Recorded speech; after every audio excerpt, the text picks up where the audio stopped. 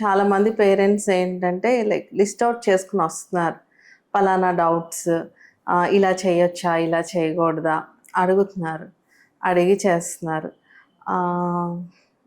Even grand parents కూడా. ఇప్పుడు చాలామంది పిల్లల్ని గ్రాండ్ పేరెంట్స్ పెంచుతున్నారు. వర్కింగ్ మదర్స్ అవ్వటం కానీ, పేరెంట్స్ ఫారెన్‌లో ఉండటం కానీ. సో, దీనివల్ల ఏంటంటే గ్రాండ్ పేరెంట్స్ పెంచుతున్నారు. వాళ్ళేంటంటే వాళ్ళ ఎక్స్‌పీరియన్సెస్ ఉన్నా గానీ, సో, వాళ్ళకొక భయం అనమాట. సో, హార్మ్ అయితే చేయకూడదు పిల్లలకి అని. సో, వచ్చి అన్నీ అడిగి తెలుసుకొని, డోసెస్ చెప్తే వాళ్ళకి అర్థం కాకపోతే రాసుకొని, అలా ఎళ్లి చూసుకుంటున్నారు. డెఫినెట్‌గా అవేర్‌నెస్ పెరిగింది.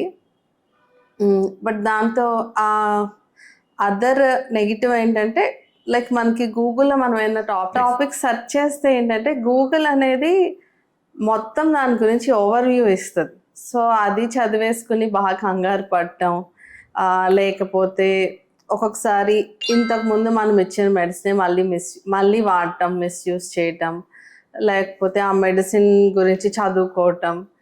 సో, కొంతవరకు నాలెడ్జ్ గెయిన్ చేయటం అనేది మంచిదే. అది ఆ చైల్డ్‌కి ఎలా అప్లై చేయాలి అనేది పేరెంట్స్‌కి తెలీదు. సో, వాళ్ళేంటంటే అవన్నీ చదివేసుకొని భయపడిపోవటము. సో, అదే ఎక్కువ అవుతుంది.